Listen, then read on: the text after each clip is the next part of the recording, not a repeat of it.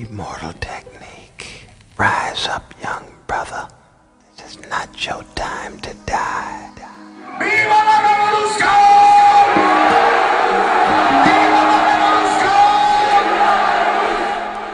Revolution begins with the revolution of the mind, with analyzing who you are, where your people are from, what the principles of this country are. I began to not only ask questions of the world, but also of myself. You know, what changes did I want to make in the way I was, in the way I am? Album after album after album, I always stayed true to my roots.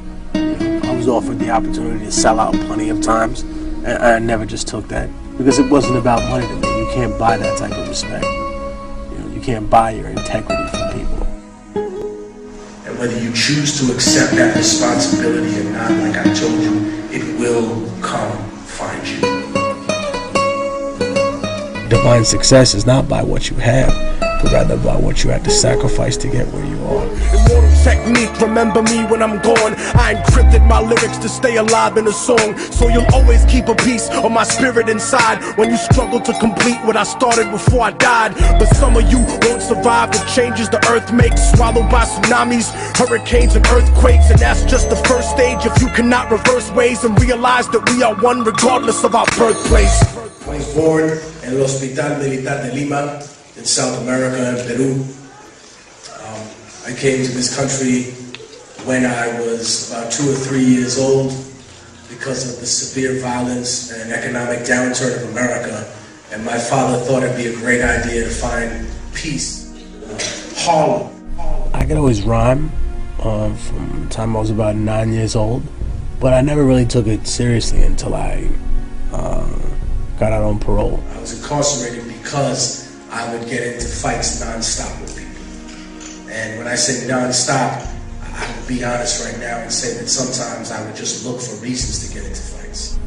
You know, when I was incarcerated, yeah, I battled other people. I wrote rhymes while, you know, I was just in my cell, or when they threw me in the hole a couple of times and I didn't have nothing else to do but stare at the fucking wall in my boxers, like, okay, cool. And the Native American trustee basically gave me a sheet of paper and a pencil, like, here, don't go crazy. I grew up in a time in which there was more police corruption than you could ever possibly imagine, in a city that seemed almost lawless. When you go down to 42nd Street now in New York City, it looks like Disneyland. I remember when it was full of pimps and prostitutes and thieves and card sharks. And from that experience, I grew to have a very aggressive nature. Because in New York, it didn't matter if you went to a good school or a bad school, you were going to encounter some kind of conflict or confrontation sometime in your life. The voice of racism preaching the gospel is devilish. A fake church called the Prophet Muhammad a terrorist, forgetting God is not religion but a spiritual bond, and Jesus is the most quoted prophet in the Quran. They're gonna bomb innocent people trying to murder Saddam when they gave him those chemical weapons to go to war with Iran.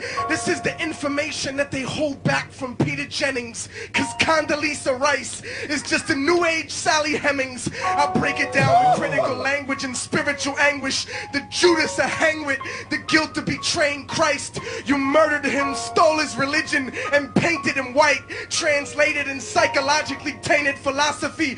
Conservative political right-wing ideology. Glued together sloppily the blasphemy of a nation. I got my back to the wall, cause I'm facing assassination. Guantanamo Bay, federal incarceration. How could this be the land of the free? Home of the brave, indigenous Holocaust, and the home of the slaves. Corporate America, dancing off beat to the rhythm. They really think this country never sponsored terrorism. Listen. Human rights violations, we continue the saga. El Salvador and the Contras in Nicaragua. And on top of that, they still want to take me to prison just cause I won't trade humanity for patriotism. And that's realism, you punk motherfucker. It's not that rich people are smarter than poor people. It's just that they know how the system works. And within the story, people ask me, well, is the martyr about you dying? Do you need to die for revolution? And I tell people, no, you don't need to die for revolution. In fact, that doesn't really help the revolution. What you need to do is live for revolution, because that's a lot harder to do. At some point, there just won't be any more natural resources. Then when you look at Iraq and you say, oh man, no blood for oil. Okay, well what about if it's blood for water? And it becomes a different story. Then my children have nothing to drink. We're going to war for water.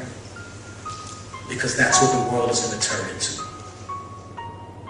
But at the same time, when you speak your mind, you shouldn't be afraid to speak your mind because you don't come from a perfect place. Every saint has a past and every sinner has a future. You know, if you think free, you will be free. But I would tell young people, listen, if you're going through something really fucked up right now, just realize that someone is going through it before. And there is someone out there with a perspective that can help you, you know, and they should never give up. But I see a lot of people give up in life, you know, and I don't mean hang yourself, but I mean just give up, just settle in life for something that's not their dream. Don't be afraid to fail. Be afraid to be so afraid that you never tried. And I ain't no prophet, but that's the fucking prophecy.